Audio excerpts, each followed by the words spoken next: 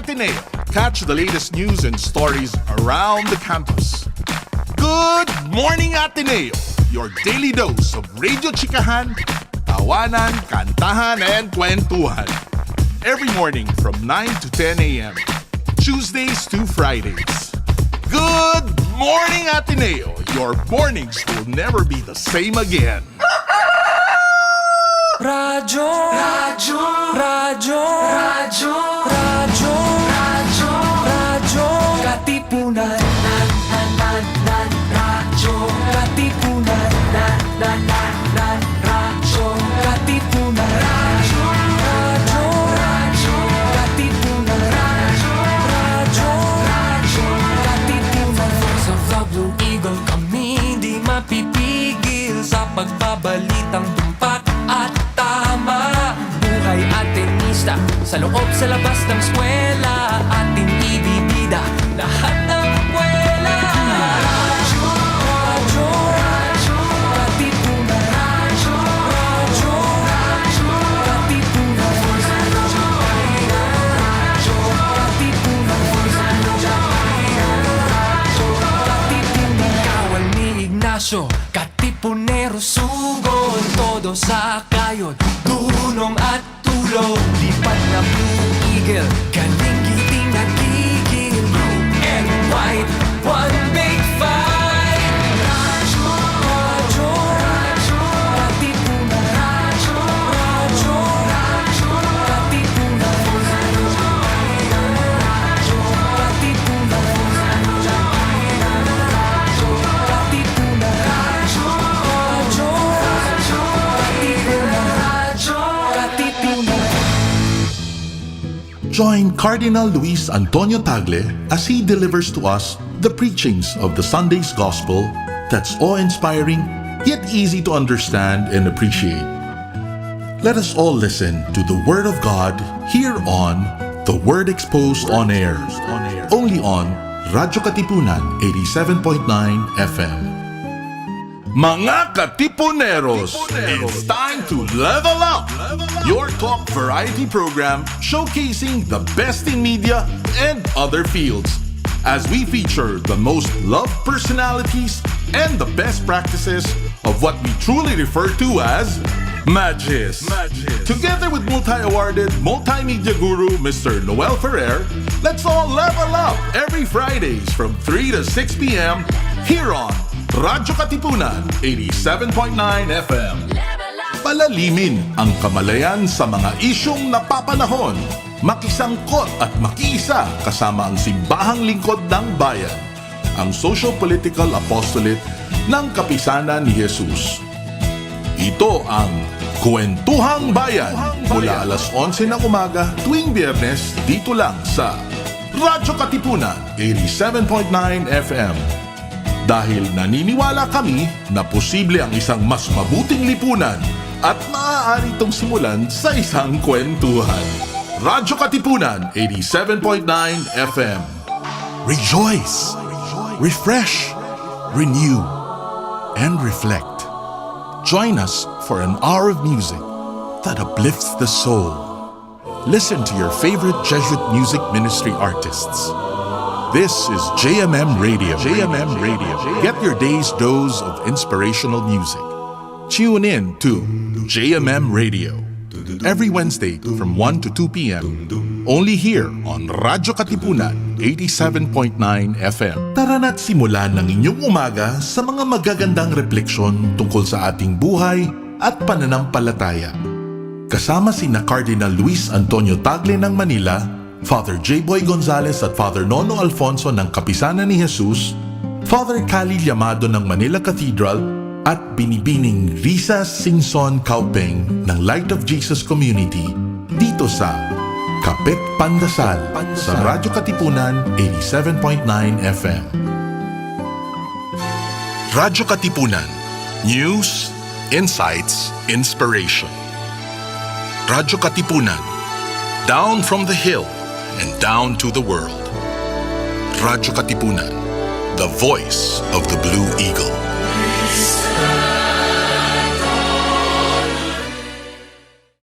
Radyo, radyo, radyo, radyo, radyo.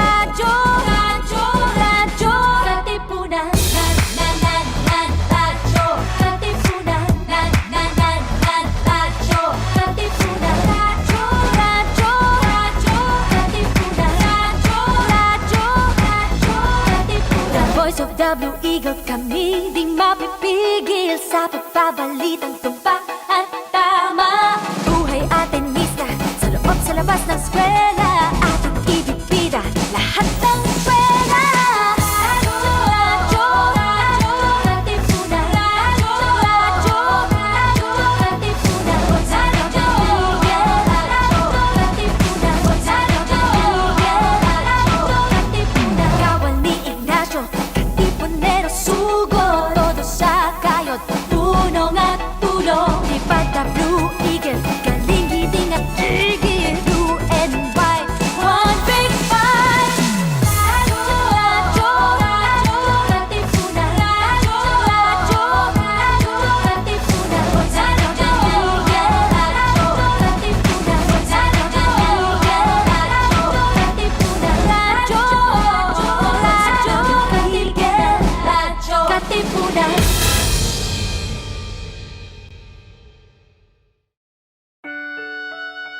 The Jesuit Hour. Wait, what? No! Let's try that again. Join the fun bunch of the Hugot Hour with Father JBoy as we talk about anything and everything under the sun. Share your everyday Hugot moments and everyday Hugot quotes. G, tara na! Usap tayo. Bring your own baon. Bring your own Hugot. The Hugot Hour with Father JBoy and friends is now in session.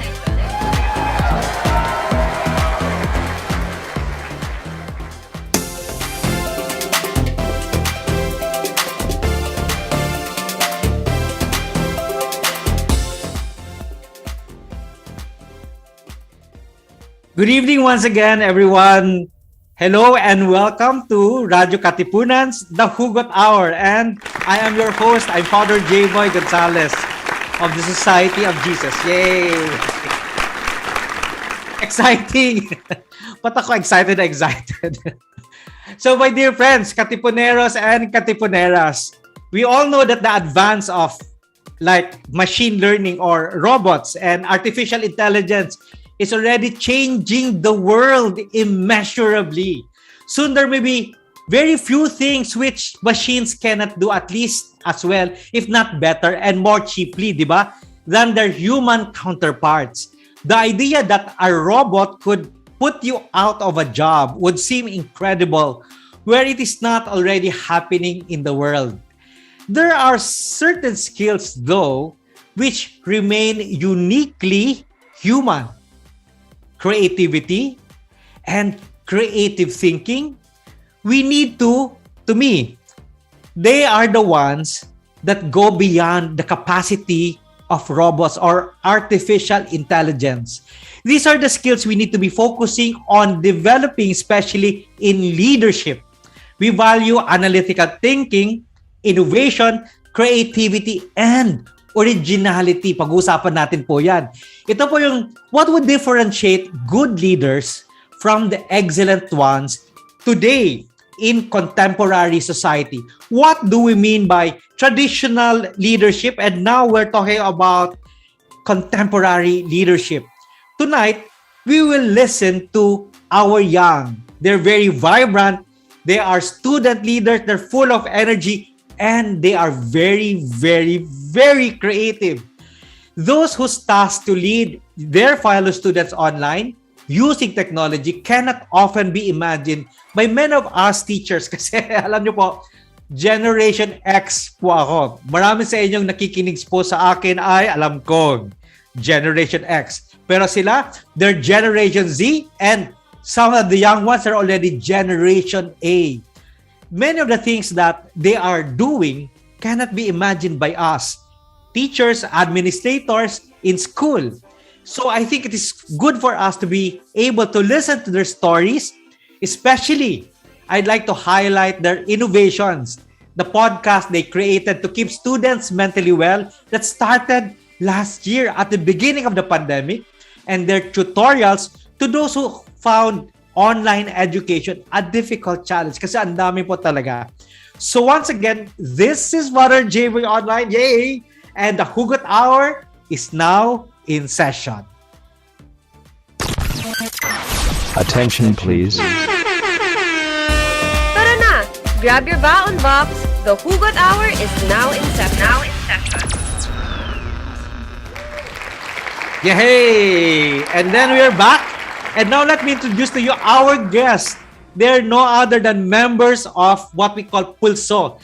PULSO is the student government of the Ateneo de Davao University Senior High School. They're my students. But talaga sabi ko, hangang-hanga ako sa kanilang creativity. Sa totoo lang, maraming mga bagay hindi ko talaga ma-imagine.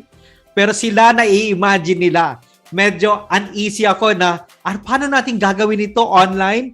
Pero sila parang lumakas sila kasi, Generation C, lumaki sa technology, na-i-imagine nila kung paano gagawin ang student leadership online. So, I will ask them to introduce themselves. Syempre, it's good to listen to their voices. But yes, they're members of PULSO, the student government of ADU Senior High School.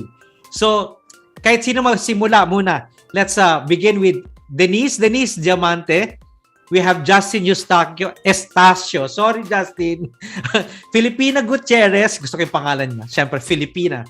Si Aliyah Moncano. Nicole, Bercerra, Rejiel, Acebes. And we also have our Office of Learners Activities Coordinator, Mr. Paul Loquias. So palakpakan po natin sila lahat. Yay! So in order sa akin nakikita sa aking screen, pakilala naman kayo mga anak, no? Let's begin with Philipina. Philipina, hi anak. Hello. Say something. Say something talaga. Oh, we cannot hear you.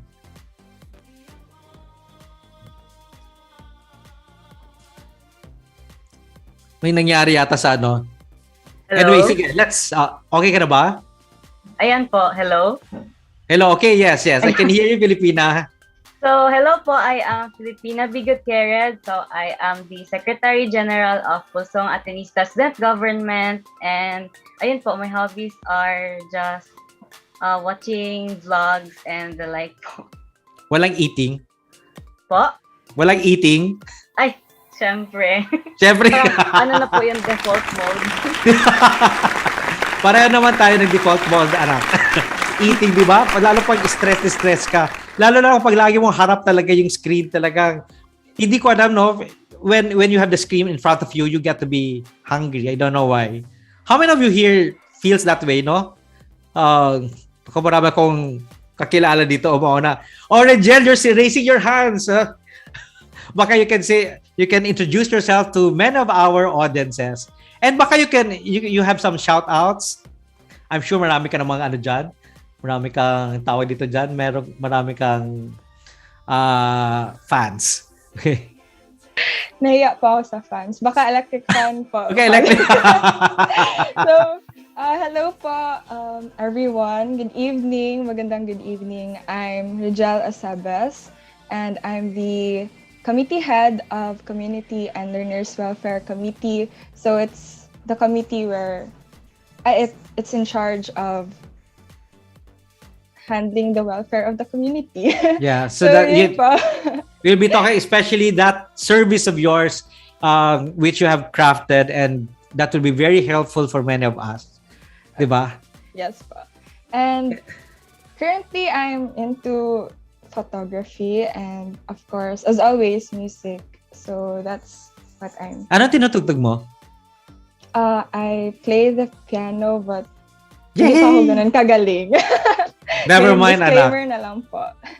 Okay lang yung may disclaimer. Pero sabi nga nila, di ba? Wala naman talagang super galing. Lahat nagpa-practice. So don't forget. Yes po. Of course, I like playing the piano. Ako rin, hindi rin ako magaling. Pero nagpa-practice. Kailangan mag-practice, di ba? Yung photography mo, siguro meron kang Instagram. May Instagram ka ba? Yes po, Father. Baka gusto mong sabihin sa mga tao, oh guys, follow her Instagram. Ano po kasi, Father? Non-showbiz GF po. So medyo private. Private yung Instagram. Okay. Yes po. Private yung... So at least guys, diba, nakikita mo, hindi lahat ng kabataan gusto talaga na public talaga ang kanilang social media. It's good to hear those things from our students themselves, diba? Okay, sige. Justin, asa si Justin, ang kaisa-isa naming boy dito sa ating show ngayon na mga estudyante. Kasi of course, si Paul later. Yes po, ako po yung representative ng Voice Department ng Pulso. I am Justin Estacio. I am the committee head of the Communications Committee of Pulso. So ako po yung laging bumabanat sa Twitter ng Pulso. Ang mga emails po, I handle those people. Yes, and let's talk about what you do, why communications is important, especially in our service online. So si Justin, love ko yan si Justin, tinalike niya lagi yung mga pictures ko kaya. Fan po niyo ako.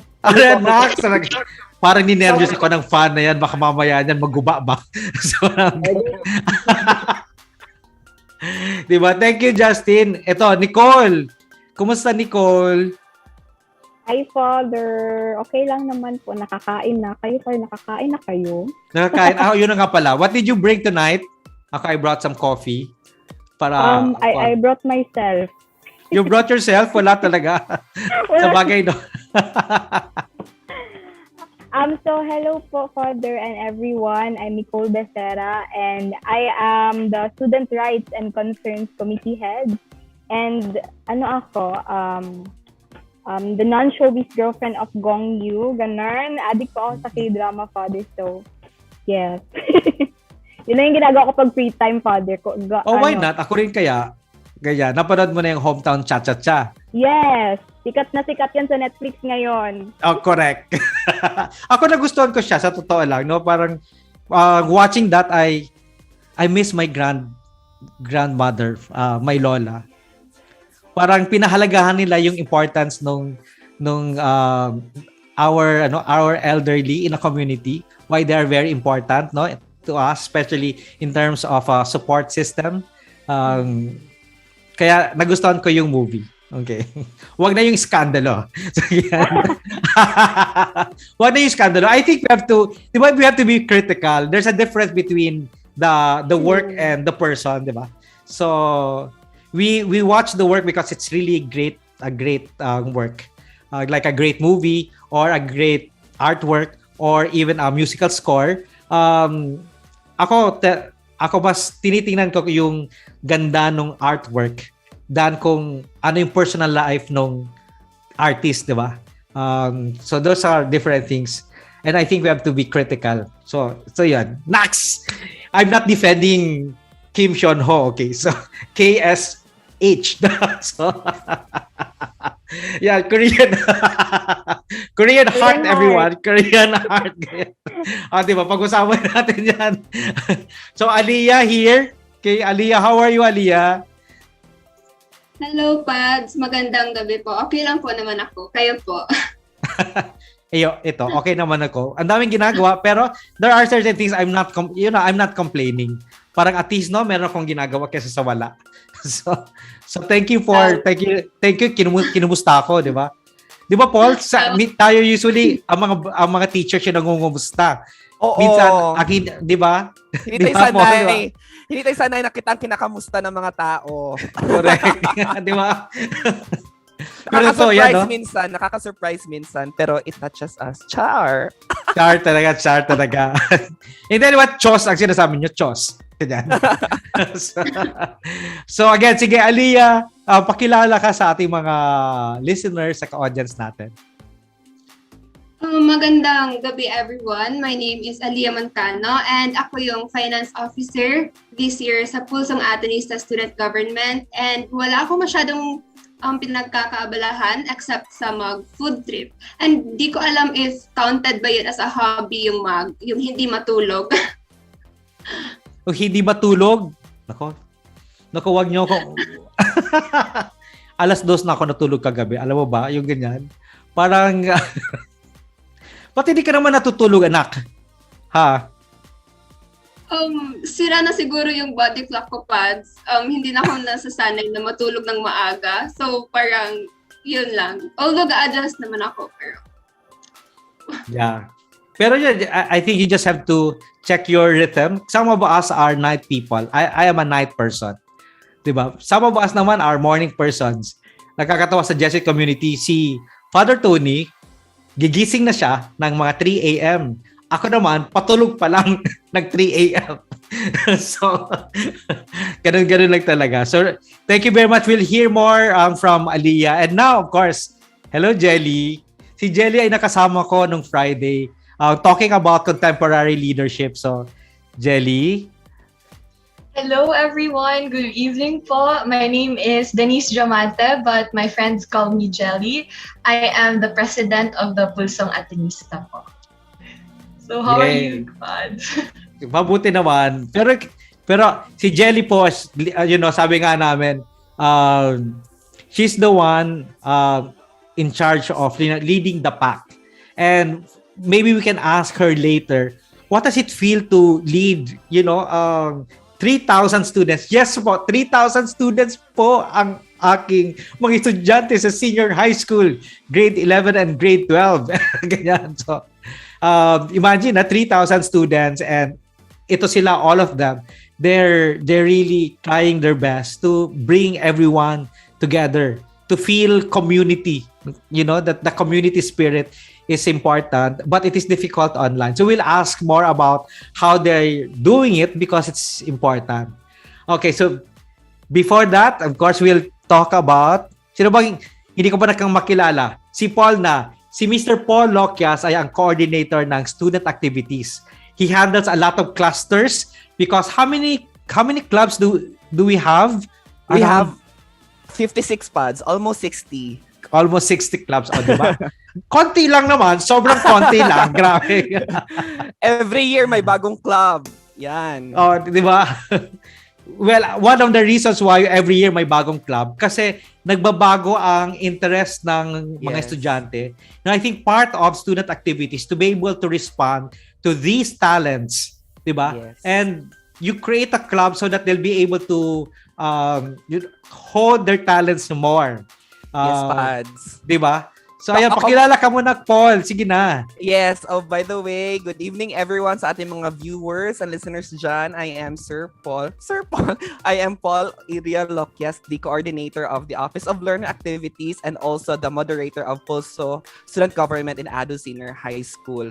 So, shout out muna ako pa sa aking mga friends, students who are listening, and also to my colleagues who are sharing this and who are also listening with us. So, mayang gabi sa inyong tanan. Ayan. Hobbies ko, Pads, is, of course, aside from yung totoo, yung totoong hobby. On national radio. Wag dito, Pads. Atin lang yung mga ibang hobby. Ay, nako, ganito lang po kami talaga, no? Sa senior high school. Ganito kayo mag-usap, ganyan. Chill lang kami, kasi may parang stress barkada ka. lang. Parang barkada lang. So, why not, di ba? Yes. So, Pads, after work, sometimes I do TikTok, I watch TikTok videos, ayan. So, actually, dyan, and I also play some online games. So, ayun. A little bit of escape from reality, and the rest of the hobbies is atin-atin na lang yun. Please. Yeah. Mga katipuneras, pakinggan nyo para ma-follow nyo si Paul sa TikTok. Sige, go TikTok. Go, pakisabi, anong pangalan mo sa TikTok? By the way, plug ko lang. On TikTok and on Instagram, you can follow me at @dpaul. Wow! At @dpaul-loquias. Ayan, name ko lang naman pa. THE, di ba? THE. THE, hindi yung D. Wala, i-double check ko muna aking content, Pads. Wait lang. Di ba? mahirap, di ba? Since nag-plug na rin si Paul, I'd like to acknowledge many of our listeners, especially, hi Jen, to Jennifer Chua. Hello Jen. Pakikisa yung baby for me. Kaya tagal ko nang hindi nakita yan. And also to Erwin Sandoval who's listening. Maraming salamat for being with us and joining us. And to all those our listeners. Okay, game na tayo, no? I'd like to the first question that really, intrigues me is your story. Why did you choose in a time of a pandemic and you can watch Netflix, you can do a lot of things. Why did you choose to become a student leader? Even some of you, even from yesterday, from last year, no? Parang everybody was confused. The students do not know what to do, etc., etc. We teachers do not know what to do. We are trying a lot of things, and then you just volunteer that I want to run in the student council. And if you notice, guys, there's a certain peculiarity. I'm very happy for it. Last year, our student council were dominated by boys, di ba? And now it's dominated by girls. So why not, di ba? Okay. And sobrang galing nila as in, guys. So I know in other schools, you will be able to identify with these young people because they have a lot of things in their mind.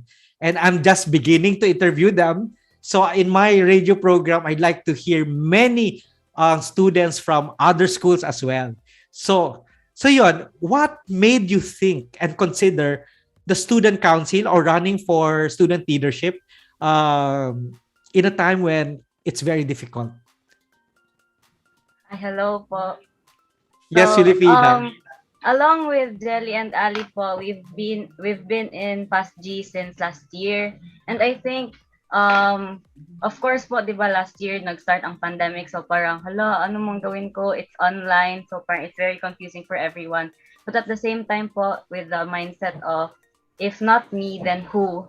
So parang ganun po na mindset since along with Jelly, we've been leading din po in the JHS since grade 7. So I think with that experience po, it pushed me and I think everyone else to be in the student leadership area po.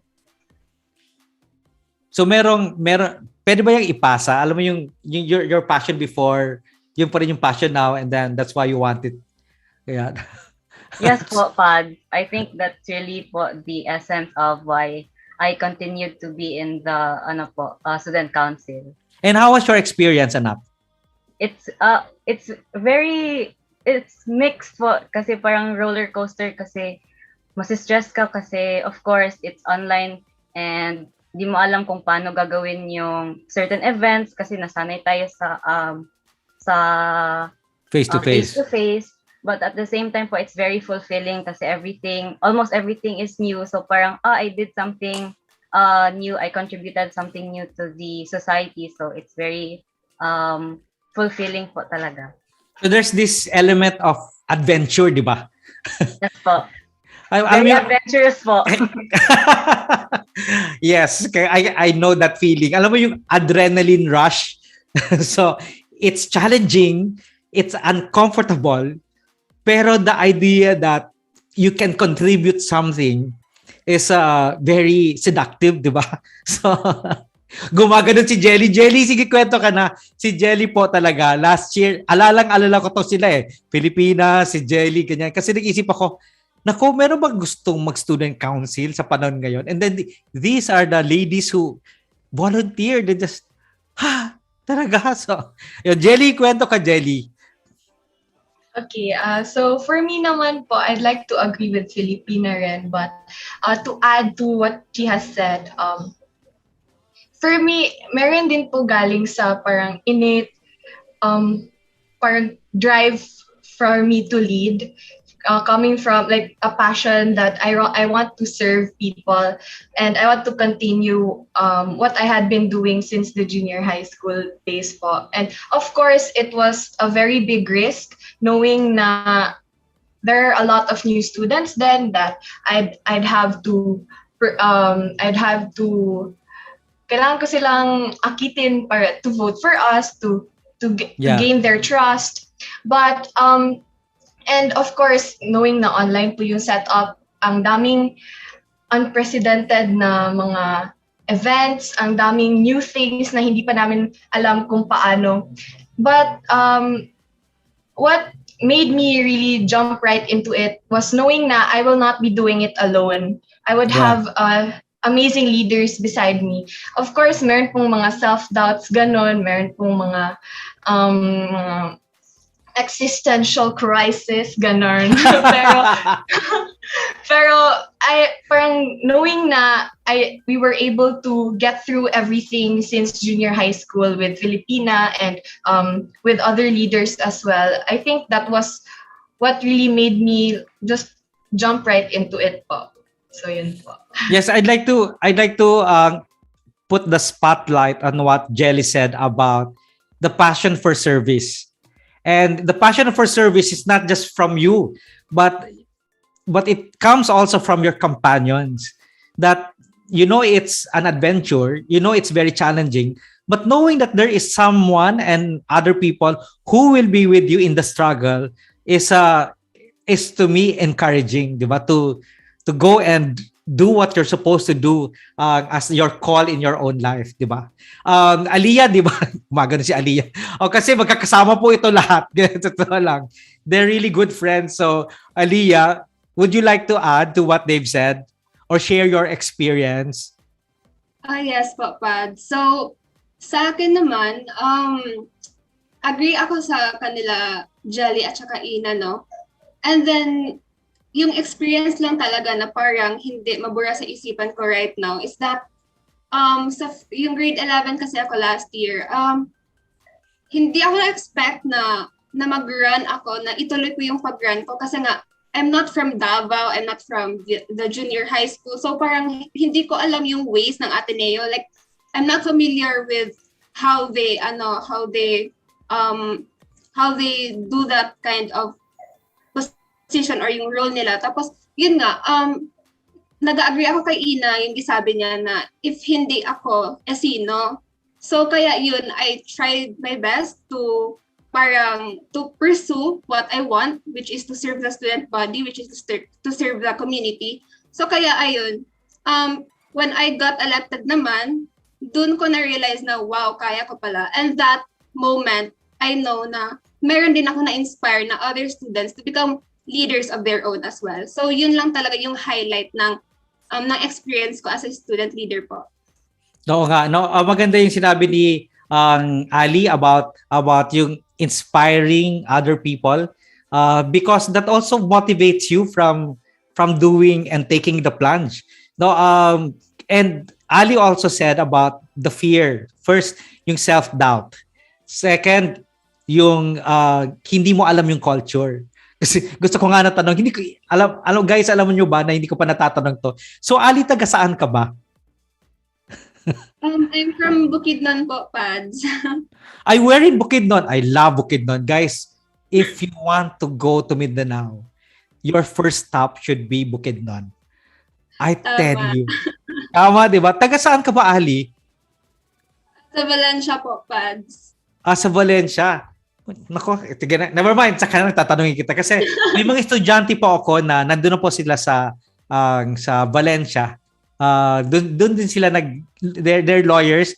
They came from Xavier University high school, and yan. So anyway, sa Valencia, maganda po yung Valencia. Malapit po siya sa maraming waterfalls, tama, di ba? Yes, Pads, tama. Di ba? I tell you guys, please go to Bukidnon. Pagtapos ng pandemic, when it's safe, okay? Not today, not tomorrow either. Okay, so thank you Ali, di ba? Rejiel, okay, next talaga, para ba itong graded recitation, nakakainis. Para ba feels natin, walang sumisigit kasi. Anong experience mo ng student leadership, no? The lights and shadows of leading the pack. For me naman, Pads, I don't think it's very extravagant. It's a movie-like story. Hindi parang K-drama, hindi ganun. Hindi po. Hindi po parang may background. Hindi Squid Game. Hindi po. It was rather parang a silent, typical one when I entered the student council. Last year, yun nga, parang the Pulso posted ahead na they were recruiting members for their committees. And so when my friends and I, kasi lahat kami sa barkada nag-apply po sa committees, from different committees under sa Pulso. And so, what encouraged me to really join, kahit like parang starting as a committee member, was the thought na, why not? Parang, as if I put aside my fear, my doubts, and my self-doubts na I'm really not that experienced, I ask myself, what's stopping me from joining? So, parang, why not join? Kasi it's there. It's given to me. I have the opportunity to take it, so why not? So yun, parang I joined and I just sincerely answered the questions na kung ano yung hinahanap from me as an applicant. And surprisingly, I was I was chosen. Charot. And yun, that is how I started my journey here. Kasi same with Ali, I'm also new sa student council because in junior high I didn't join. I didn't run for any position. So when I was a grade 11 student, that was new to me. But parang ang naisip ko dun is it's a new environment. There's a lot of opportunities and I have the opportunity to take them. So why not? And Yes. yun. You know, the word why not is very important also to me. When you say why not to yourself, or when somebody tells you, why not? No. Do you know that what suddenly it's like water to a dying plant? Why is it like water to a dying plant? Because the person is telling, or you're telling yourself, there are a lot of possibilities for you. Diba? Why not? Diba? Sige, why not? Yes, Why not? Pads. It's Agree. possible for you, di ba? Agree ka? Why do you agree, Paul, be? Ay, wala lang. Ano ka, Bisayan ako karon ba? Hi, guys! It's a common expression na. Ngano, be? So, Ngano, be? Hindi bitaw, Pads, because medyo na-observe ko nang sa mga nag-talk recently sa ating mga pulso. It's common to them na may fear muna sila before they decided to run. They felt fear, self-doubt. So parang, you know, it's good for them to realize why not, that question, why not, that made them realize, sabi mo nga, there are a lot of possibilities that, if, sabi na Rejiel, na I reflect to that when she said na, if I just set aside my fears to look into what I can do, then why not? So, if we could just apply that in many situations in life, especially in opportunities that are, you know, given to us, but we are just too afraid to take it, we ask ourselves, why not? Diba? Because there are many opportunities, Pads, na we just let go of it and later on regret. Kasi, sayang, kung hindi na ako natakot, baka nasa ganitong place na ako ngayon. So, you know, if it does not kill you naman, then why not? So, yun lang. Yeah. It's great to reflect on that. So, yun. I agree with that, Pads. yes, pumasok ako sa Jesuits because a Jesuit said, why not? Sabi mo, I applied to other congregations. You know, I'm not true blue. So I grew up with the Benedictines and then with the Dominicans, yes, UST, and also with the Franciscans, and then college, of course, with the Jesuits. But it is only the Jesuits who said to me when I asked, can I take music? And then can I take marine bio because I love biology? And then they all said, syempre, para tayong biology. Kakainis. Para tayong biology, di ba? Alam mong sagot ng Jesuit, why not? And that's true, no? I took biology. The Jesuit has inspired me to take whatever interests you because that is where God will call you to serve Him. Your talents are indicators of your vocation. Oh, imagine, no? It is an indicator where you will find meaning. No, kasi career is about, syempre, sweldo mo, it's about finances, etc. The difference between career and a vocation tells you this is where you will find meaning. And the Jesuits will always say, if you follow your talents, it will bring you to your vocation where you will find meaning. So, sabi ko, yung why not talaga na sinabi ni Reg, no? Parang, biglang meron akong Eureka experience. Ganyan. I remember a lot of things that I plunged myself into precisely because of that phrase that I always tell myself, which I heard before from another person. Why not, di ba? And why not is very important in creativity as I've said in the introduction, di ba? Ngayon, may tanong ako. Yung why not ba, possible din ba yon bilang a tenant in love life, in your love life? Di ba? Hashtag why not? Hashtag. Why not? Diba? Hashtag. Guys, Hashtag. if you... Sa mga nanonood dyan, so yung mga why not niyo, post nyo na with the hashtag why not. Ayan. By the way, Pads, may mga nagpapa-shout out. Si Sir Wakan, ating Arupe coordinator, and si Ma'am Cal Hi, Reyes. Apple. Sino? Si Ma'am Cal Reyes, si Clarice. Ay, hey, Clarice, hello. Yes. We are being broadcasted from your alma mater. Yes, yes. Si Cal. so, hello everyone. O sasagutin niyo ba yung love life question ko? No Parang comment nahiya. po. Si Justin. Sagutin ko, God. Justin. Pads, Justin? you asked the right Pads, you asked the right person. Did I? Justin, game na. Pads, pili ka, Pads, yung pina-showbiz o yung totoo na sagot? Yung totoo na sugot, wag na tayo ng showbiz. Tama ng inauthenticity, di ba? Tama na ang fake news. Tama na ang disinformation. Yung truth na. Yung about po sa love life, yun po ba yung tanong? Wait lang po. Nag-iisip pa. Bakit ganon? Siguro po, Father, personally sa experience ko, parang merong... Wow, experiential. Grabe. Wala akong masabi.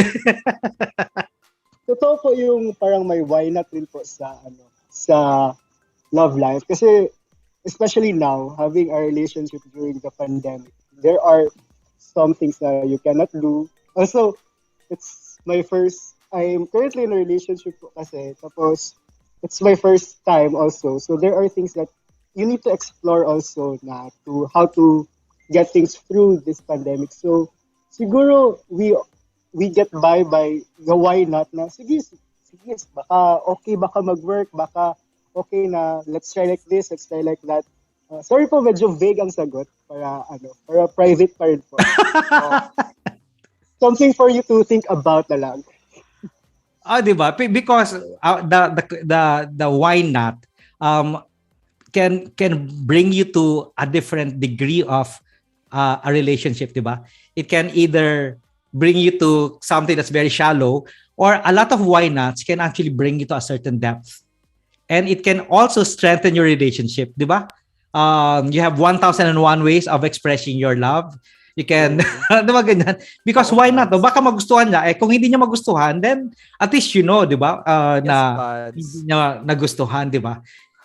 It is Nax, bakit love life pinag-uusapan natin dito? Hindi pa po story. Akala leadership pa. Kada leadership ang pinag-uusapan natin.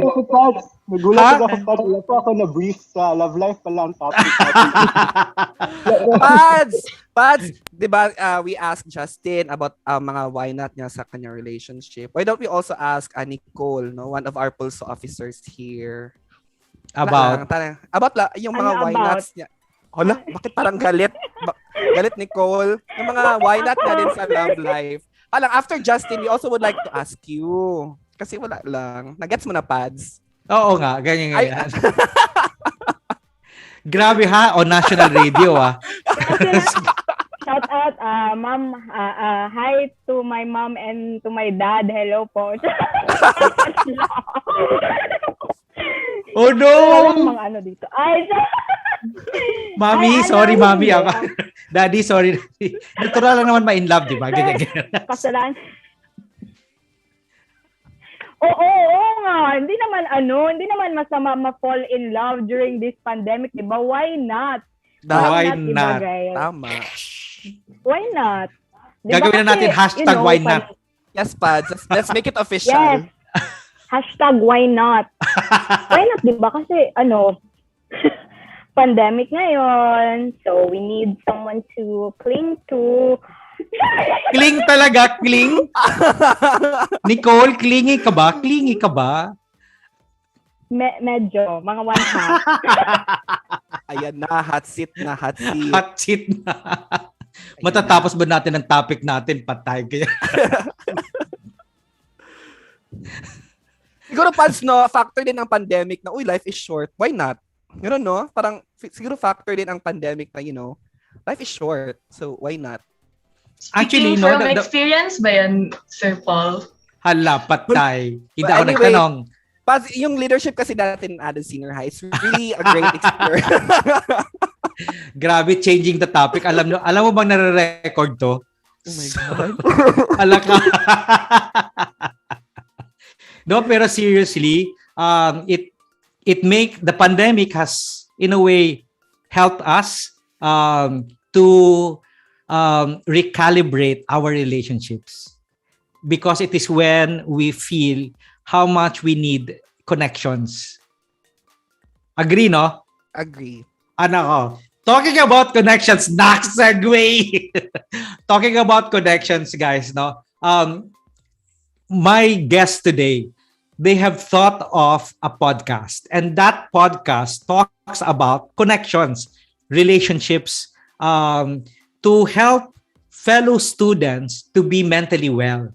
I don't have to elaborate how difficult it is for many people and many students who are struggling with the online platform.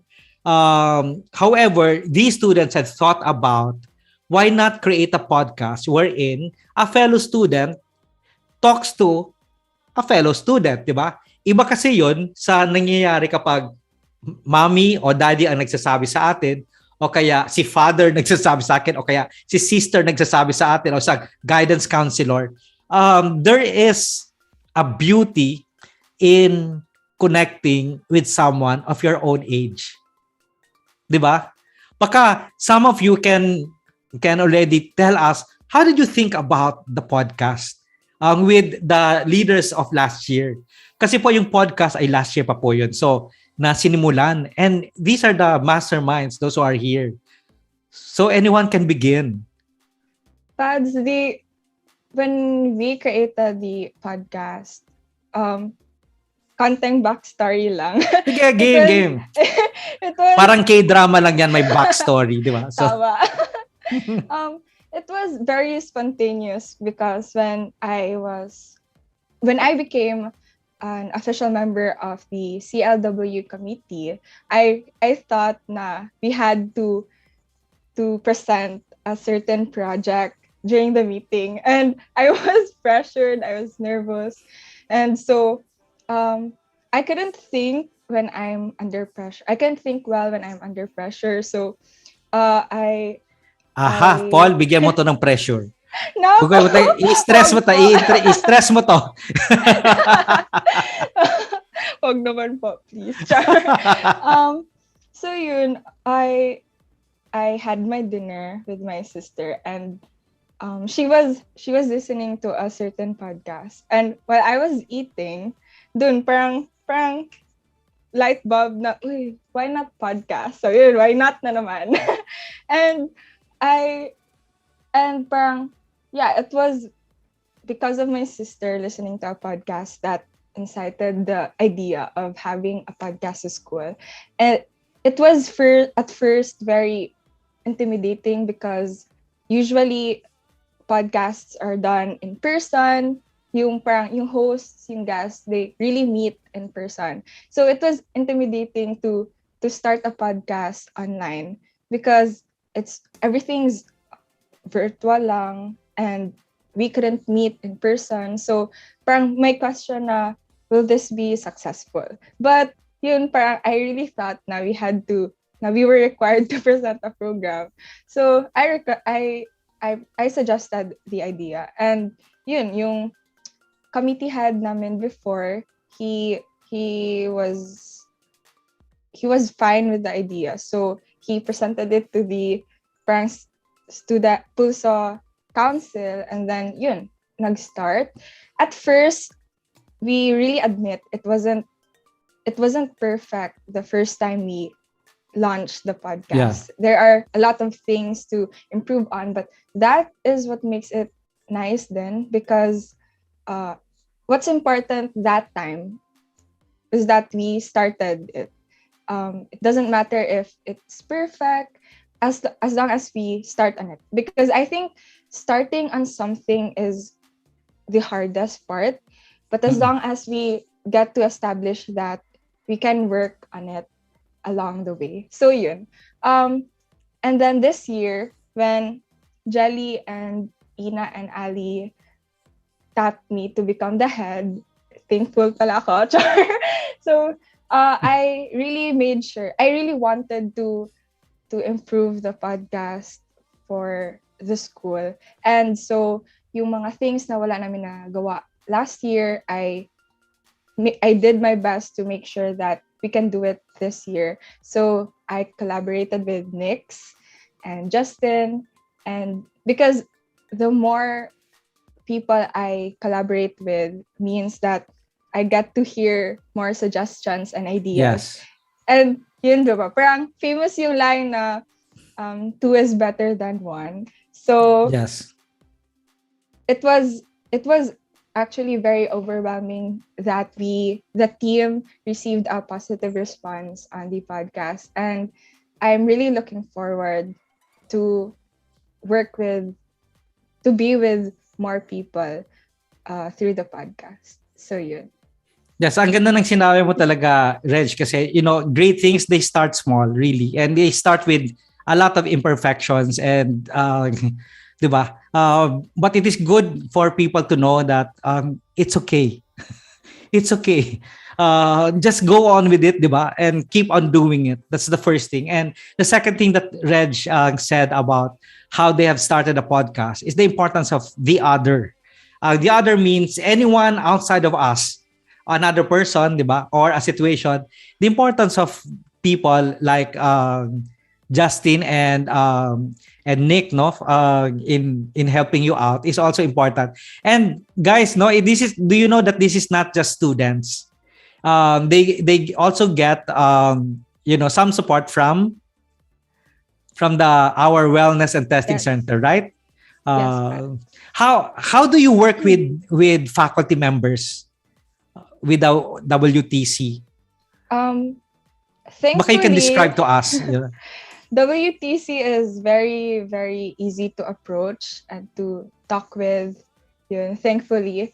Kasi last year, I was just a member. So, the committee head really, parang siya talaga yung gumawa sa mga heavy parts ng program. But I know that WTC is very approachable because as soon as we emailed them about the program, they were really, really welcome with the idea, with the program. They were really supportive. So they told us that we can have a meeting so that we can clearly present and explain to them what the podcast would be. And when we told them what the program is all about, they were really supportive to the point na they gave very critical, very constructive comments that I think we should do this. They were really specific. So we were thankful about that kasi the comments weren't vague. So hindi kami malito kung ano bang parang what they were trying to say. So yun. And then this school year, the same. They were still very supportive. They gave very specific comments that they highlight some parts ng program. Yeah. They tell us na, okay, about this one, I think we should change this into that. Or don't you think it's better if it's like this, like that? Yes. And it's nice because we can think about the comments as well. Now we can reflect na, oh, right, we didn't see this, but thankfully they did. So we can work on that together. And until now, they're really supportive in terms of the guests. Yeah. They volunteered to find us the guests so that parang less of a burden for us. So yeah, they're really, really friendly and approachable. I'm really very happy to hear this from you because, guys, so those who are listening to us, WTC means Wellness and Testing Center. In other schools, it's called the Guidance Center. Okay, we change it to wellness because everybody needs wellness, right? So the Guidance Center is not just for those people who need guidance, to those who have challenges, but it is really for everyone. So the support is very obvious that it helps many students to be very creative in their leadership. Now, may I ask, ito si Nicole, si Nick, kasama kasi siya dyan. Gumagano si Nick kanina. Okay, kwento kayo. When Red said something about the support coming from members of the faculty, because our guidance counselors are members of the faculty, how important is the support coming from administrators in your leadership? It's very important kasi without their support, you wouldn't be able to, implement your program. Kasi syempre, lahat ng program. Okay, nag-stop si Nicole, nag-free siya ng konti.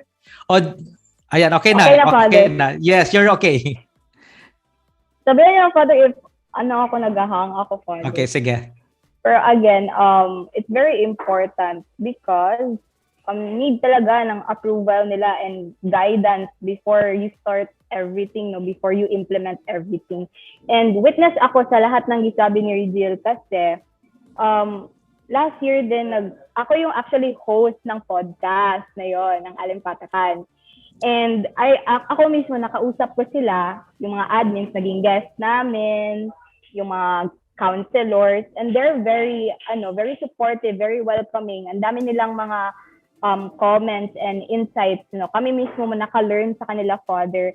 And this year, I can say that the podcast, the program, mas nag-improve siya because we communicated with them. We asked their thoughts and opinions on certain areas. Kaya ngayon, masabi namin na it's mas improve yung podcast namin. May 2 seasons, by the way. Nax! Nakadalawang seasons. Yung first season. In fairness. Yes. So yung first season is very student-centered. Yung guests namin dito are mga students mismo, which is very great kasi at least parang relatable siya for the audience kasi sila mismo, mga students yung mga speakers natin. And then for the second season, yung mga guidance counselor from the WTC. So mas very into the medical, na talaga yung field, yung ganon. Yun, Father. Yes. Justin, thank you, Nicole, di ba? How important it is for that support coming from the adult community, meaning our faculty, administrators. How important is their support in terms of developing creativity among our student leaders? And not just as student leaders, actually for the student body in general. So Justin is in charge of communications. And of course, podcast is about communicating who we really are, what we know when we talk about student activities in school. We are sharing to everybody in the world, di ba? Kasi we're not talking about the campus walls anymore. When you are online, you are exposed to everybody. So, Justin, how did you function as communications, or how important was advertising your podcast to many people, not just, I guess, with the 3,000 students, but also other people who might be helped by your service? Siguro po, Pads, because important po talaga yung parang advertising the podcast ng social media because the podcast is really about them and it's really important na they get to listen to their stories because it's their own story to tell and also they have something to learn about it. Yun po yung parang kinapitan namin as yung communications committee, hindi lang po ako as a person, as a head. Kami po lahat, we really sort of brainstormed on how to also think of ways to promote it. So we also have emails, we also have Twitters. Also, we also asked Rejiel and Nicole for their suggestions on how to promote the podcast. So it is really important because, yun nga po, Father, the podcasts were made for them. And it is not for our own kasikat. Yun po, Yes. Hindi pa rin sa amin. It's really for them. Yun po talaga. Yeah, how important, as you have mentioned already, how important are stories as guiding light, as the guiding light of many people's lives? What was your experience when people hear the stories of others and then they get to identify with those stories? So anyone from you? I think with stories, people get to recognize or acknowledge na they're not alone, na, oh, it's not just me going through that. Other people also experience, if not the same, similar experience or story. And I think it's more intimate with that in pads. Yeah. And you know, you know, part of the communication strategy is really to um, share to other people that you'll be listening to real stories, not just some concocted stories, di ba? Because these are really um, experience experiences that can enlighten many people who are having a lot of existential doubts. You have mentioned it like a while ago. Natawa nga ako, like you have existential questions. So my question is now the content of your podcast. No, what are the main issues that you have tackled in your podcast? So far we've only had the first episode kasi the WTC suggested na we only have a recording once a month. It was a very good suggestion actually because it makes everything it lessens the burden and the hassle. So for now, we've only had the first episode and we've tackled about peer pressure or family pressure or academic pressure and burnout. And so I was really grateful for the guests there. They were uh, really good in expressing or like talking about the topic. And I would like to singit ko na lang yun po yung guests. They were Kriza, Clarice, and Sam, and also our host, Jana. And they were really good in expressing the topic. They were able to, if not represent everyone in school, they were able to become the voices of many students who experience the same thing. What do you think is the main issue of many students in terms of their mental wellness? I think now there's the issue of burnout. It's really burnout because now it's the setup is in a virtual setup. So parang it's hard to create boundaries between leisure and work. Yes, yeah. Kasi everything is now at home. Like for me and for others, siguro, they're doing everything in their room. And then before pre-pandemic, house was a place of comfort and rest. We go to school, doon kami ma-stress, doon kami mapagod, doon kami iiyak. And then we go home and then we rest. But now that it's pandemic, we have our classes here at home, then we rest here. So burnout siya kasi we feel drained after school na we face our laptop for 8 hours or more. And then after natapos, what now? Hindi naman pwede lalabas. So importante yung boundaries, no? Yes. Sa buhay.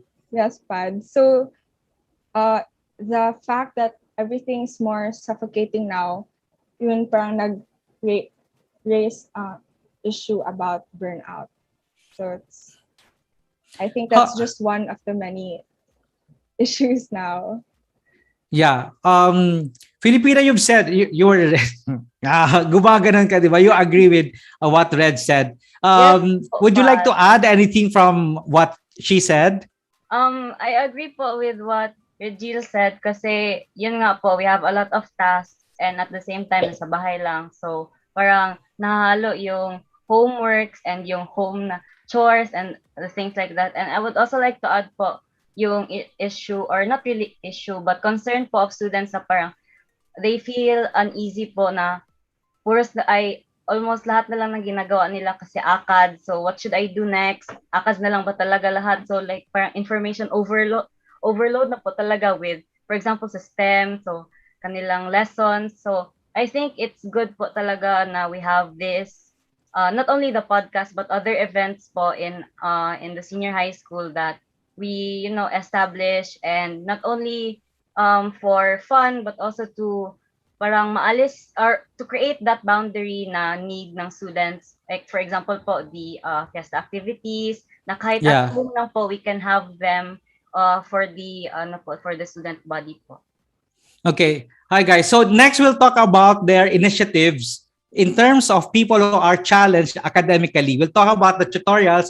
But before that, there are many things that I'd like to announce to all of you here, Katipuneros and Katipuneras. Now, here in the latest edition of the Ignition Year Talk Series, Radio Katipunan 87.9 FM welcomes multi-awarded book author and educator Michael De Los Reyes this coming October 29, Friday at 8 o'clock p.m. If you want to join its live streaming via the social media pages of Radio Katipunan, Facebook, Radio Katipunan, and JESCOM, facebook.com, jescom.ph. The MA in Theological Studies, graduate from Ateneo de Manila, will be presenting his newest book entitled Place Me with Your Son. Ito yung panalangin ni St. Ignatius. The Jesuits and Filipino Marian Devotions, which is a literary tribute testifying to the Marian legacy of the Society of Jesus. So the webinar is absolutely free. So mark your calendars. Again, thank you very much. And shout out again to those people who are watching us and listening to us. Hello to Jean Jesuro, Team Bravo, and Glyza Del Mundo. Maraming salamat for listening. Thank you also for your hearts, knocks. Okay. So now let's talk about their tutorials. Part of the difficulties of online learning is not everybody can learn as much as when they are face to face. The reason for that is that part of learning is social. You know, we get to learn, especially with other people, di ba? One of the things we can ask Paul here, Mr. Paul Loquias, because he's a teacher and he has been teaching in a face-to-face platform and teaching now online. What's the difference between, as a teacher, what is your experience in teaching those from face-to-face and now online? And why is it there are students who might find it very difficult to be online, aside from, of course, technology? Yes, Pads, it's really different to teach online because we were used to doing it face to face. No, that being said, we did not have any trainings prior to transitioning to online because we did not see this coming, and so it was a fast transition.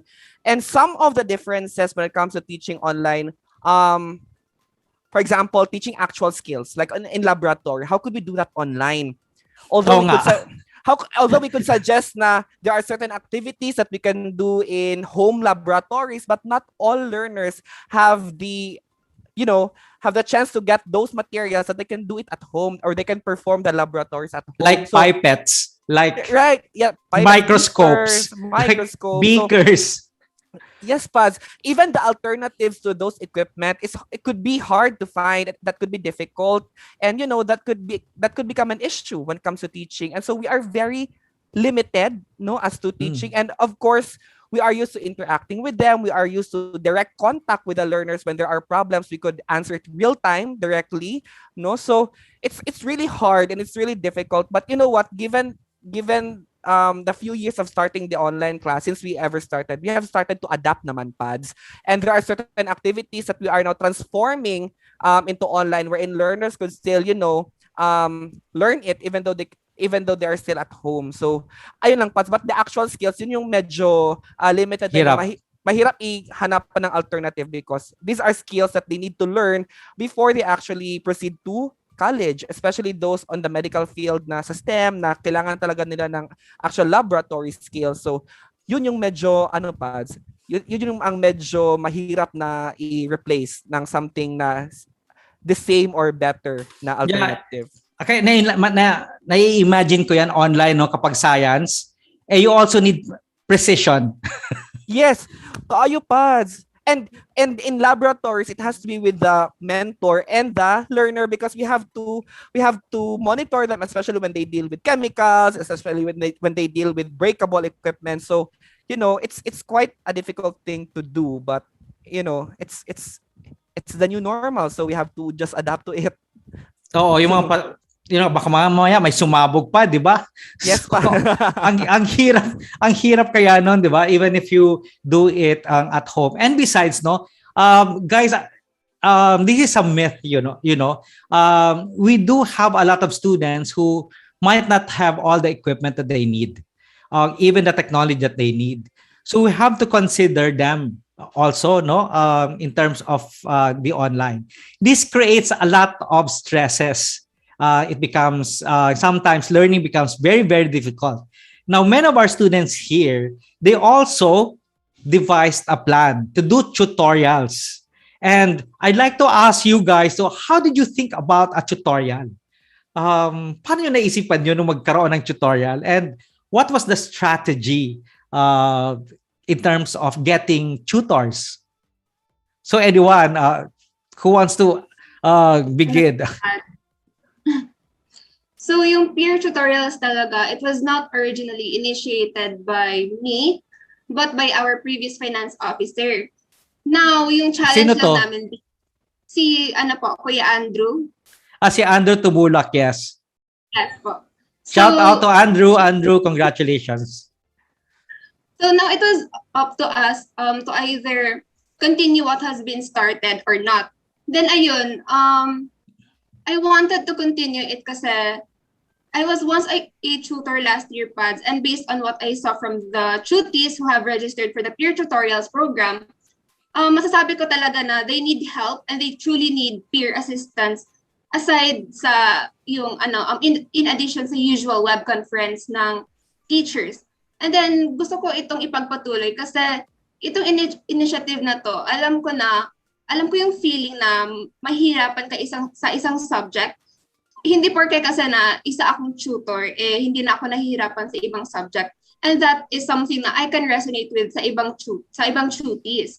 And actually, pareha sa mga ibang initiatives na ginahandle ng aking co-officers, meron din namang mga mistakes or kibali, hindi naman talaga perfect yung run ng whole peer tutorials.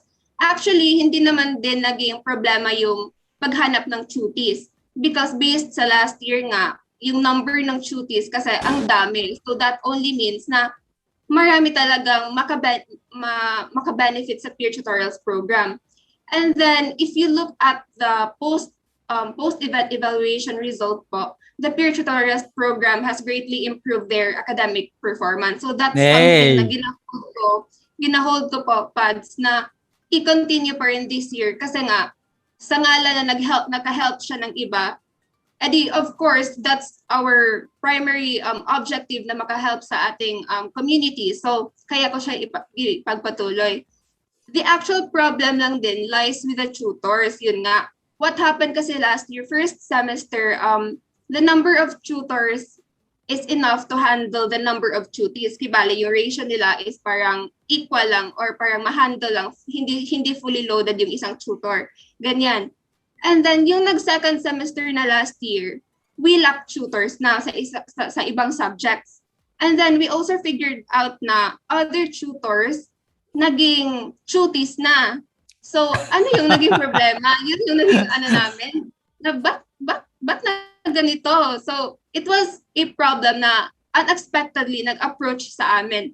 However nga, going back sa question, gina-motivate pa din namin yung tutors kasi nga, we know, I personally know na it will be an up and down journey for us who continued initiating the said program. So, alam ko yung reason na bakit hindi sila nagatuloy kasi nga baka grade 12 na, so they need to focus more on the academics, tapos ganyan. And then alam ko din na hindi yun factor na magiging reason siya for us to stop providing the tutorial program.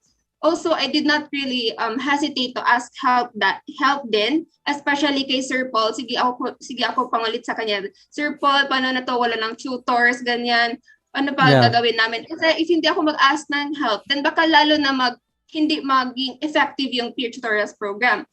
And I know naman na there are a couple of ways din na hindi pa na-unlock, na hindi pa na-discover natin as to how to make peer tutorials na parang mag-engage pa rin siya sa ibang students. So, yun nga, I always lean on that hope and chance to gain more engagement and interaction sa peer tutorials ko. So, ayun lang. Yun nga. I have two questions. The first question is this, no? Why is it that many of our students, why is it that they prefer to listen to their fellow student in terms of becoming tutors than going to a faculty member or their teachers to ask for help? Oo nga, Pads, kasi 'di ba, in our time frame sa ADU, we have a day scheduled for learners to enter our link sa aming teachers. So meaning we teachers are there on our links, not to have class but to just accommodate questions. But I have the same curiosity, Pads. Some learners are not that comfortable with entering our link to ask questions, although we are doing our best to make ourselves available and very approachable as much as possible. But some learners still tend to go directly to their peers. So yun, I had the same question, Pads, actually. Baka crush nila yung tutor. Siguro may mga ganung mga intentions. may mga ibang intentions. Pero bitaw, let's ask them, Pads. No, bitaw, Jelly, do you have any answers to that? Bakit mas gusto nila na o gusto ninyo na yung kaklase ninyo o yung 1 year ahead of you ang magiging tutor mo kaysa lapitan si ma'am, si sir?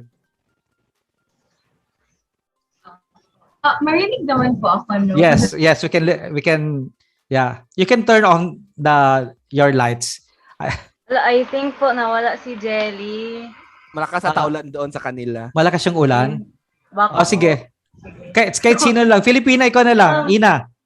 I think po, for me din po, personally, it's easier to approach your classmates kasi there's an underlying fear po na kapag you approach your teacher, although they're really approachable, most of them, but there's that underlying fear na what are their thoughts pag tanungin ko to, is this valid if I ask them, or will I get the answer that I needed, or the validation na okay lang that I asked that, compared sa classmates na or sa peers na when you just ask kahit jokingly na uy, saan man ni uy lisudan ni uy ganyan. Okay, translate natin yan, anak.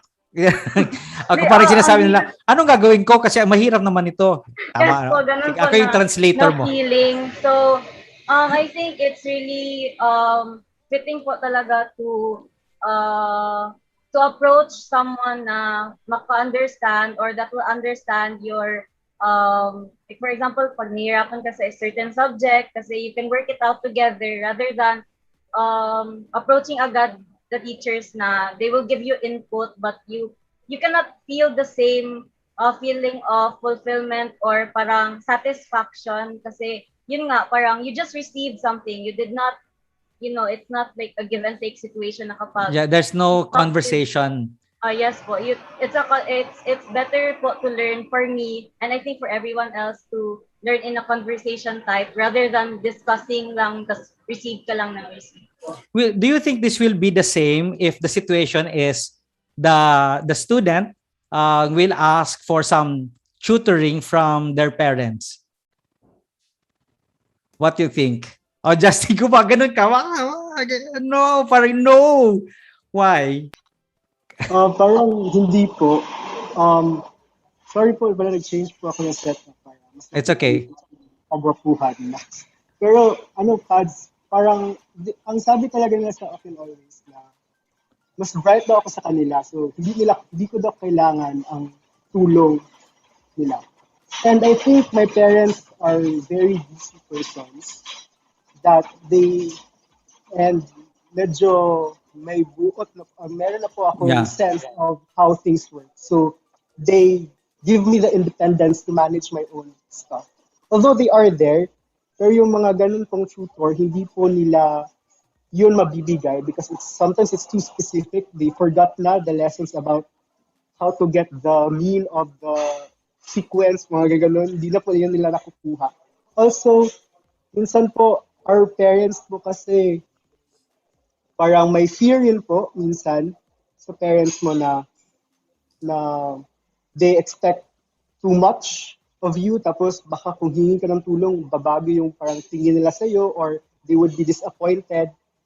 But I think, however, parang to be fair naman yun sa parents natin, they tried naman din also to sort of change things. Lalo na po ngayon na karami pong mga pagbabago, karami pong mga transitions. We are now more open, welcome of our struggles.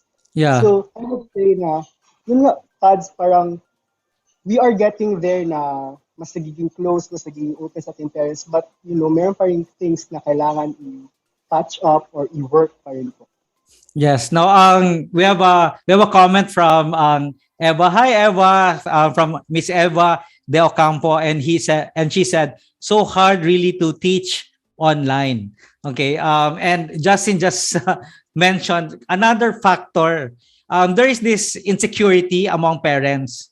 But I can understand that, no? The insecurity is this. Do you know that the biology being taught in the college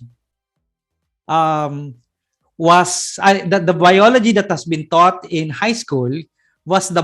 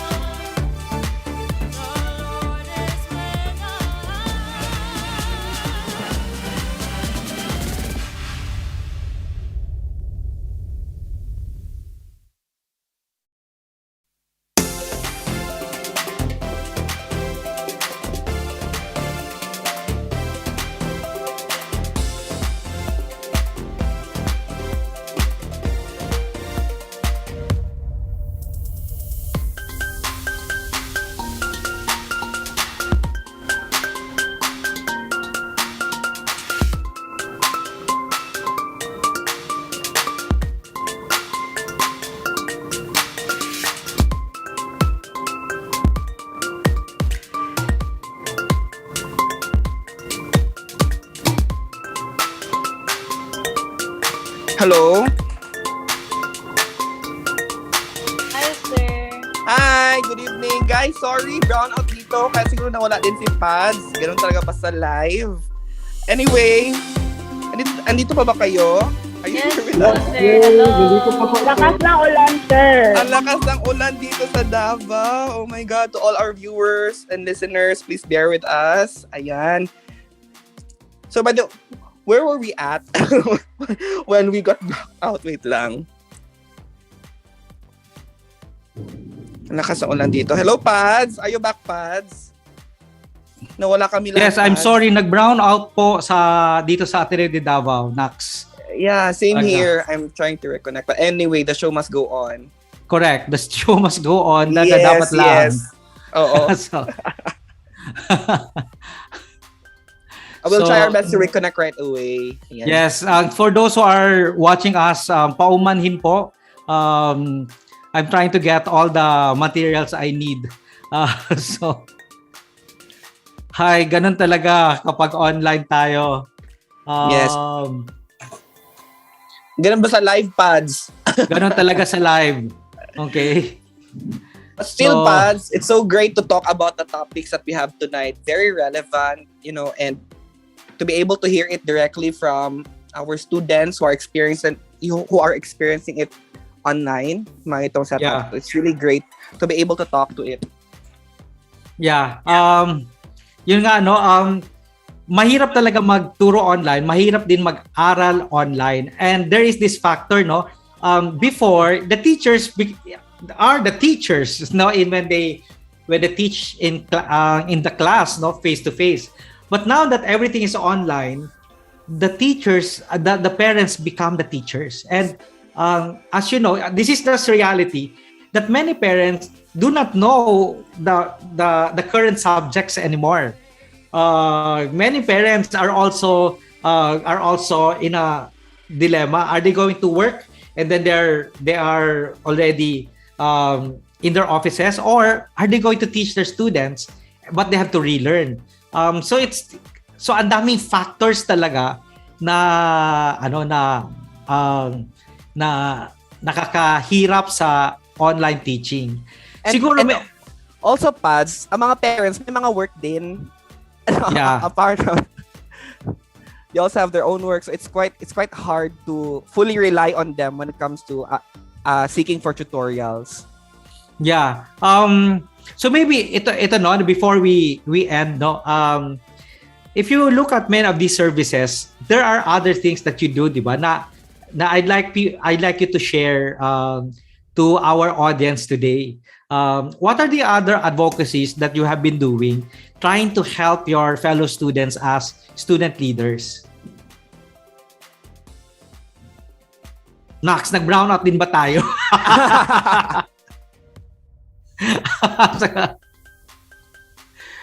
Basically, Hello. yan. Ayan. Go Am I ahead. audible po? Yes, you are audible, Nicole. Malakas ng ulan. Grabe po. Father. Talaga makaulan ng camera ngayon. Sige lang. So for my committee is tasked to gather the concerns of the students, and we really, as PUSO, as a student government, we really value the voice of the student body. So one of the things that we promote is the right to voice. Nakuto po ako. Di naman. You are heard. Okay pa. One of the things that we promote is, the right to voice out their concerns. So our way to do that is, meron kaming Father, actually, may bago lang to this year kasi yung usually ginagawa namin is gathering the concerns through the Google Forms. Yes. But ngayon, meron kaming nag-open kami ng other venues for them to voice out, which is may tambayan Discord server ang ADU ngayon, official ADU Senior High School Discord server, and we have a room there. It's called Untalk with SRC. So every Friday, Untalk with SRC, Untalk with Student Rights and Concerns. So every Friday, may kami, nakikita kami sa mga students, sa mga kabatchmates namin. Nakikita kami, and then tinatanong namin, kamusta na yung klase nyo? Okay lang ba kayo dyan? May mga problems ba kayo? So that's our way to, gather their concerns. So, ganun, Father. Bale, parang gumagawa kayo ng tambayan online. Yes, Father. Sige, Ina. Yes. Earlier this year we had the Padayon Ta. I think you were present that time. It's where students and the administration have a conversation on their concerns before the school year starts. So para the students, especially the incoming grade 11 students their ma-ease po ang kanilang concerns, ang kanilang uncertainties on certain aspects po of online education in the senior high school, since most of them po from junior high school, iba din po yung let's say curriculum ng kanilang school, so most of them transferee. So we had that avenue po for the administration also to explain their side of things and to have a common ground between the administration po and the students, because I think that's one of the roles din po of PASG. It's to create a bridge between the administration po and the student body po. One of the things that you notice about contemporary leadership is that the leaders are connecting people more than, like you're the guy up there. We all go to this vision or to this direction, but contemporary leadership values relationships, right? And do you know that you help us? We don't know everything that is happening in school. That is true. With the student council or the student government bridging the gap by knowing what the students are clamoring about, their difficulties, etc., whether it is through a tutorial session or whether it is through a podcast or whether it's through like a town hall meeting or their tambayan online, they are able to know the realities of the student body because they know their concerns and they know what would be helpful in terms of their welfare. They bring those issues and those concerns to us. Ako po ay ang assistant director for formation nila lahat. So I'm an administrator. I get to know how we are going to respond to our students because the students have a voice. Diba? The students have a platform wherein we can talk about maybe these are the things that we would like to present to you. And now we know how to respond because we hear it from them. Isipin mo kung hindi namin naririnig yan galing sa inyo, syempre mag-iisip kami na, ano ba? Effective ba to o hindi? Diba? Tama ba yung response namin o hindi? Baka we're responding to a need that is not actually a need. Okay, so those things, no, one of the things that can help us in terms of contemporary leadership is to allow our students to have a voice in school. For those who are administrators, listen to what they are saying and provide that platform. Some of the things that they give, like feedback from the students, are also hurtful. It's true naman, di ba? Kasi syempre, kami gumawa ng policies. Di ba po? True, di ba? It is hurtful. Pero there are many things that you have to set aside your personal feelings. When you listen to what they're saying, it is legitimate. Hurtful, but legitimate. No, we might not be able to have the solution, but at least they get to see and to really hear from us that, mga anak, alam mo, we understand, but we cannot provide it. For example, gadgets. Sabi mo, hindi kaya ng budget. Budget talaga na budget ang tawag. Parang kunwari, social, di ba? So, hindi kaya ng budget namin na bigyan ang lahat ng nangangailangan ng gadgets, di ba? So, it is hurtful for us na we can provide what they need, but it is the reality. We just have to tell them. Pero at least they get to hear it from us that mga anak, naintindihan namin pero hindi namin magagawa.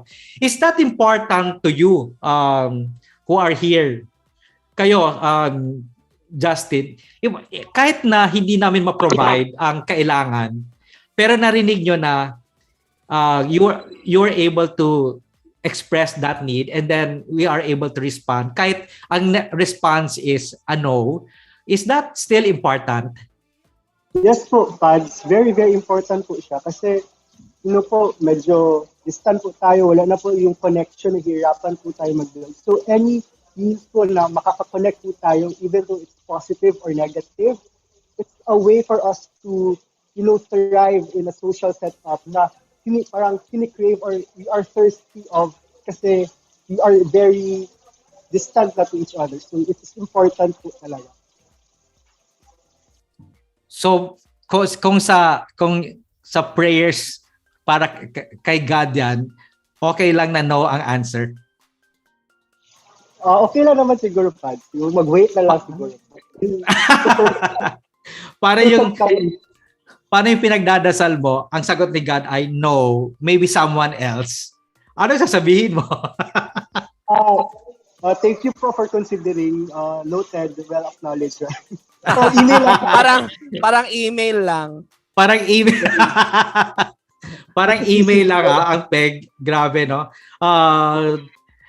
Ay, nako. Ang haba ng usapan natin, meron pa tayong brownout dito sa ating radio program.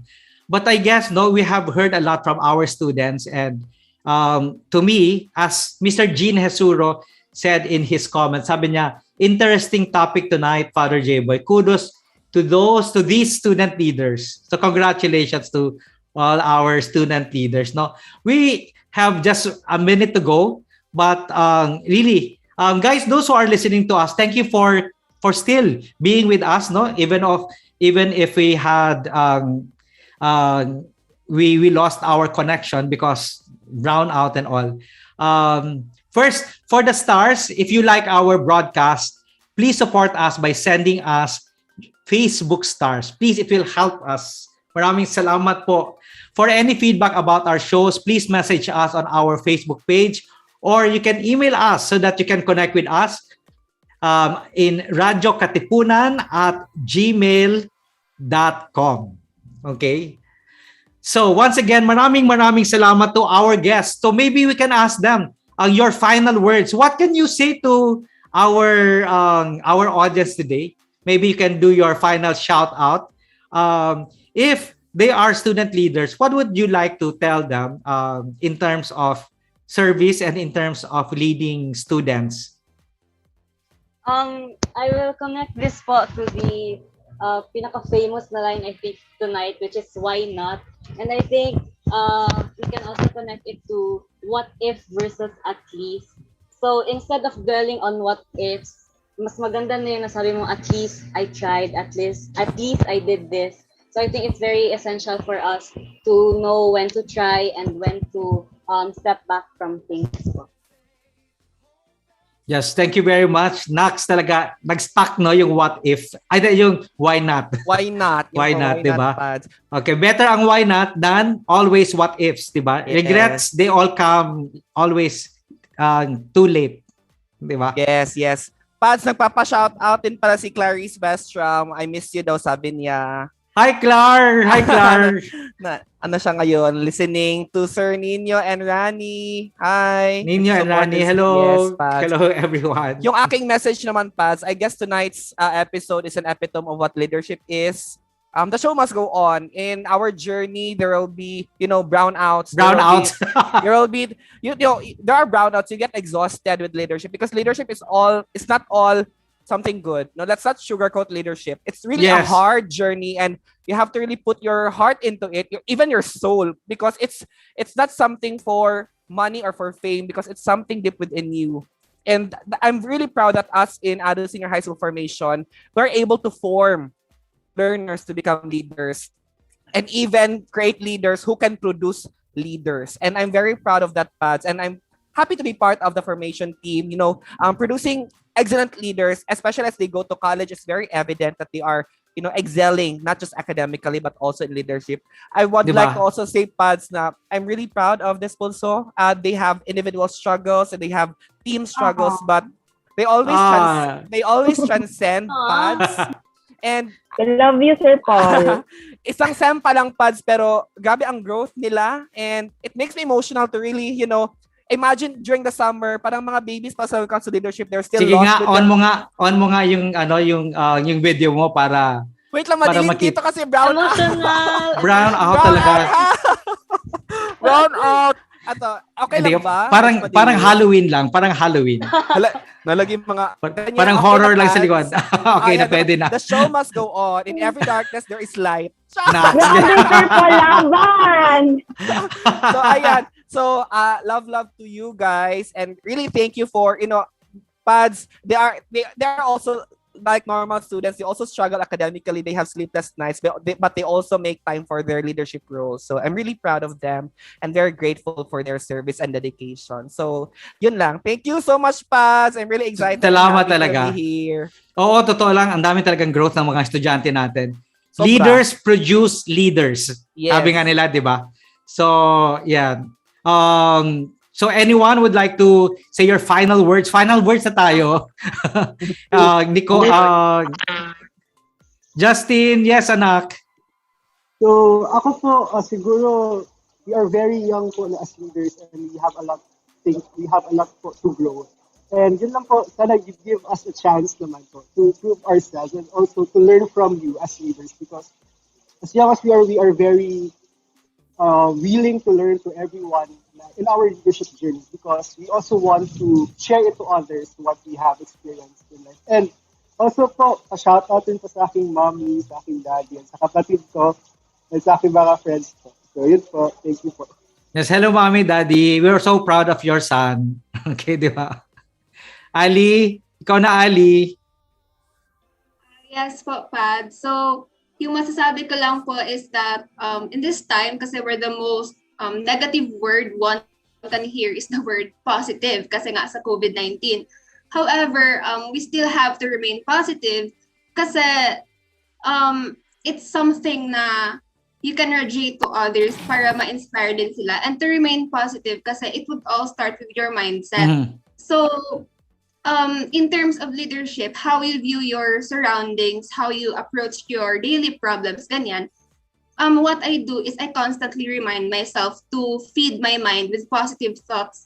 Kasi if you have that within you, you will actually forget na meron ka palang pinagdadaanan. May it be academic related or sa pagiging student leader mo or something personal. So that way, yung masasabi ko lang sa mga kapwa leaders or even as an individual, that way na if meron kang positive thoughts or like that sense of optimism within you, you grow and you bloom not just as a student but as an individual as well. Yes, indeed. Salamat Ali. Nicole, final. Ayan, yes, narinig ka namin. Hello, Father. Hi, we can hear you now. Sige po, medyo busy po sa likod. Oo nga, nakita ko nga eh. Yes po, pero...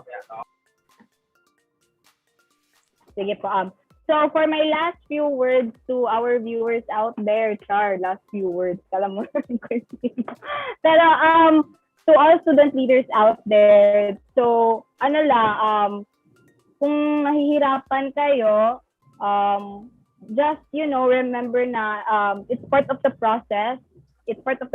Don't forget to pray lang din to God, no? Kasi He will... with Him, things will work out in the end talaga. And if you stay committed, magagawan talaga natin yan ng paraan. Kahit na medyo, yung situation natin, nag-brown out kanina, hindi na makapag-on ng cam.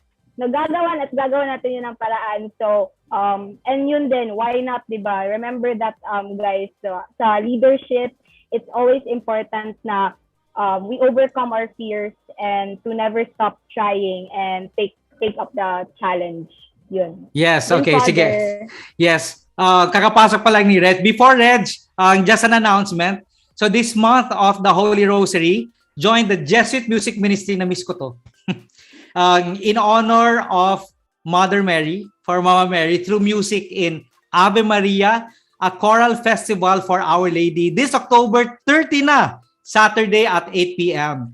Featuring your favorite JMM choirs. Hi, na-miss ko to. Bukas Palad, Hangad, Ateneo Chamber Singers, my choir, Coro Ilustrado, and other friends from the choral scene led by the world-renowned MADS, Philippine Madrigal Singers. The Marian concert also serves as a fundraiser for the jescom radyo-katipunan, pamaskong handog outreach program to give Christmas bags of joy to selected communities and marginalized sectors. Hosted by Catholic comedian Romar Chuka and radyo-katipunan anchor Maxine Cruz, with a special appearance of singer Vanya Castor, popular Catholic blogger Rix the Seminarian, and the first Filipino Olympic gold medalist Heidelin Diaz. So catch it live on the social media pages of Radyo Katipunan and Jesuit Communications and in over 100 of our streaming partners across the country. This coming October 30, don't forget, Saturday at 8 p.m. So let's have the final message from Reg. Reg, final message. Thank you for coming again. Welcome back. Opo, kasi nag-brown out rin po sa amin. Yes, sa ating lahat. Oh, okay po. My message po sa mga nanonood. Yeah. What would you like to tell them as we end our show? especially those who are student leaders?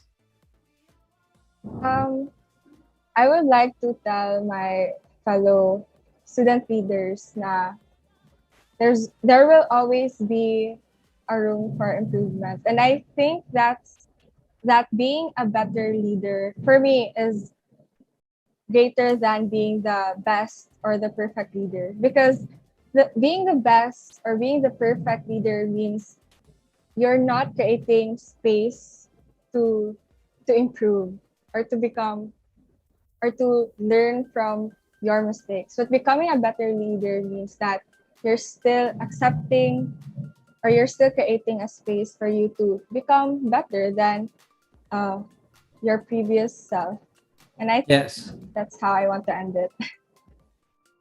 Yes, thank you very much. No, let me end with what Red said. In Jesuit schools, we know the AMDG, Ad Majorem Dei Gloriam. In English, for the greater glory of God. Greater, hindi greatest. You know why? Because there is always room for improvement. Kung greatest na tayo, wala nang room, di ba? Perfect na tayo. But Jesus said, we are not perfect, but we strive to become as perfect as His Father in heaven. So there's always room for improvement. That means we keep on studying and studying and studying until forever. We keep on learning and learning and learning.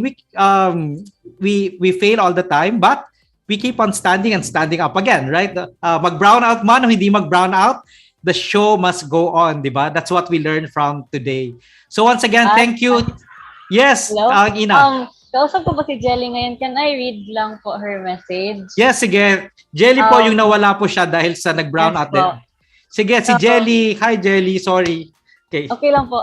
She said po lang na happy po siya na marinig ang messages namin and to impart po ideas on others kasi yan po ang one of the biggest purpose on why we are serving, and yan din po ang main drive namin for leading.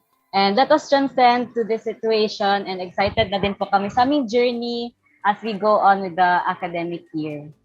Yay! Thank you, Jelly, once again. You guys are doing a great job. Okay, so once again, thank you very much.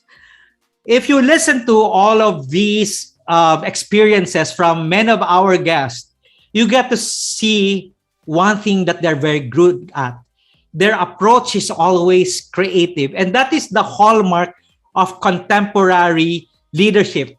The one which embraces technology wholeheartedly and asks, what is the possibility in terms of using technology for service? You see, the creative approach has become very, very critical in many schools all over the world since last year when the pandemic happened. The world transitioned to remote learning. When all of us, not just you heard about Sir Paul a while ago, when all of us teachers and student leaders, such as my guest today, were simultaneously juggling between those learning at home and at the same time leading students. These are changes that no one would have foreseen before the pandemic po. Learning how to think creatively, how to use the existing tools that we have, whatever they may be, to deal with the new and unexpected situations, reiterated the need to place creativity and innovation at the heart of learning and as the hallmark in leadership. So my dear friends, Katipuneros and Katipuneras, if you have topics that concerns you and you would like me to consider them here at the Hugot Hour, message me on my social media accounts at JBoy Gonzales SJ on Twitter, Instagram, my YouTube channel, and on TikTok. Watch out for my upcoming podcast. It's called Jescom Podcast, Juice at Jos, talking about thorny topics. Ako, Jescom talaga, within the ambit of faith. Diyos ko. Only on Spotify. So once again, thank you very much. Don't forget to register to vote. October 13 na po ang deadline. So good night, everyone. This is Father JBoy, your host, wishing you all a great week ahead.